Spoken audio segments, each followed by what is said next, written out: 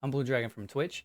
Hi, I'm Blue Dragon from Twitch, and today we're going to talk about the August 28th Ashes of Creation development update, where they shared development in progress, including pre-alpha footage and hybrid combat, discussion about castle sieges, environment and environmental art, and much more. Let's get to it. On this first segment here, you see that Steve is showing us the basic menu of your abilities, weapons, passives, and active skills. You can see that everything in the passive and the weapon skills are currently in progress, obviously because the game is still in an alpha state, but it is showing us his active skills that he is currently using. It shows the UI and the basic layout. So far, I think it looks really clean. I'm liking it a lot. I do have this on ×2 to get through some of the talk and description that he goes over.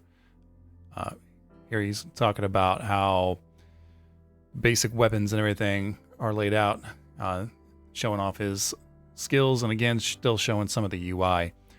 In a moment he'll start going, he's talking about the tab targeting system versus the skill targeting system.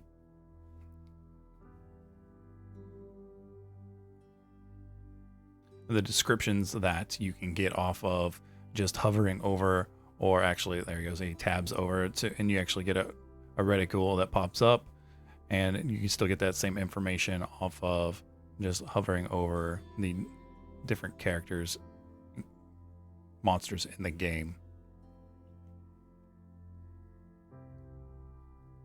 He starts to show off some basic attacks that he has with the sword that he has equipped. He does go further into detail talking about how there are slash attacks technically, and that they actually cover a small cone. He starts to pull some mobs to show that example. Poor little birds. I don't know what they did to him on that day, but they did not deserve such a sweet death that they got. Such pretty little birdies. There he goes. Now he's showing how it actually, his strikes do a cone of damage. He didn't say AoE, he said cone. And different weapons will have different cone effects. He basically said that all melee weapons will have some sort of a cone, but depending on the type of weapon, that it will have a different width and range of the cone.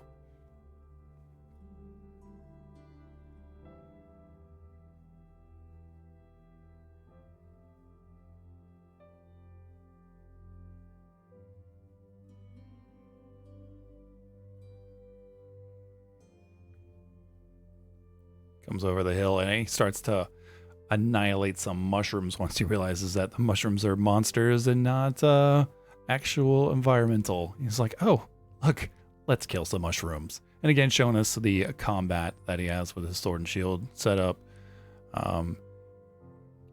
The animations are looking really good. I'm liking the attacks of everything. He decides not to attack that death mushroom there, saying that it's a little too high for him. And a reminder, this is on ×2 for we can get through the news in a quick manner. Simple gathering, he's already showed some herb gathering, and then he just showed some mining gathering. Simple little particle effect, it's no reason, it's perfectly immersive. I really like it. I do actually like that in Elder Scrolls Online, that's an option to put a point into.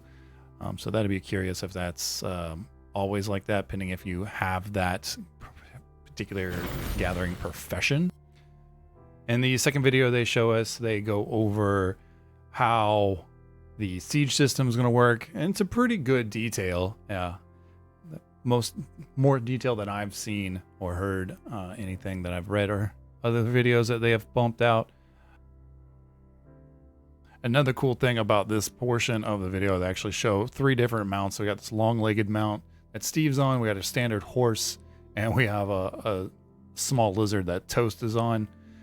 So it kind of does show you that the different mechanics and different animations. And again, the video is on ×2 to show you that we saw the sparkle effect again of something that Steve could harvest. But then they do go into the details of that. This is what the castles are going to look like. They actually said that this is a small basic version of the castle for testing purposes. It is capable to be destroyed, like they showed us in their destruction video and stuff like that. They break down that the gates actually will be closed when it comes time.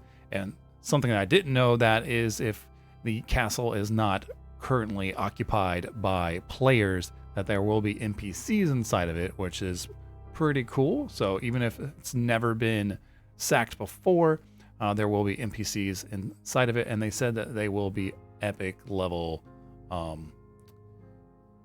NPCs. Just the 3 of them couldn't even take down one guy that they show here in a few moments. I am excited about it because they do go into more detail talking about how the siege mechanics work. I'm actually, when I was active duty army, I was an artilleryman, so talking about trebuchets and catapults and stuff like that gets me really excited. I think that's definitely a part of the PvP combat and siege combat that I'm really going to enjoy. I don't know about the building portion of that, but it could be unique. Mostly I like this because they show so many different abilities right here, and in a moment they go crazy. All 3 of them go crazy on fire abilities. We saw a lot of lightning there for a minute, but then they all just go berserk with fire. So it actually creates almost like a smoke screen there for a second, just with the amount of fire effects that were going on. The lighting, again, I've said previously, is just phenomenal. Just how everything, just a bright light will bleed onto other things, and then even fire abilities cause lighting in other areas. And this game is just beautiful. Even on ×2 right here, this is just beautiful. Steve just runs around trying to train some mobs. I just really wanted to show the inner workings of the castle. They said there will be certain missions and stuff that to help take the castle. It won't be just simply break the castle down to take it over. There'll actually be different missions inside of it, and they will be significantly larger. It's definitely one of the combat mechanics that I'm excited for. Like I said, another thing that they did say during this portion was that if you own property near a castle and a siege occurs and they start running caravans and stuff like that on both sides to set up siege and defend and stuff like that, that you will automatically be flagged as a defender because you own property in its node system. With that, we did go over node details, very, very detailed node system in a previous video, and I'll link that up above.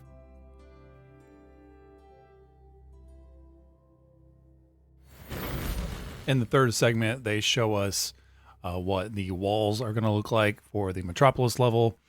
They show us what some basic building and shelves and bookshelves and lighting is going to look like in the dwarven type cities. They show some concept art, grayscale, and then they show us another one that's actually semi-complete, and they refer to a lot of how shiny it is.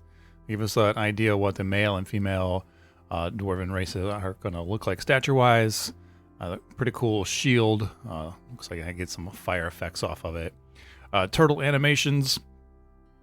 One of the mounts. This one is particularly kind of cool. It's got some of the swirls, blue and purple swirls on it. They go over some of the basic animations of how it's gonna how to look and walk and run and swim through the world. They do show us a full animation here in a moment of what it's gonna look like completely. There we go. And again, this is on ×2 to kind of speed up the news.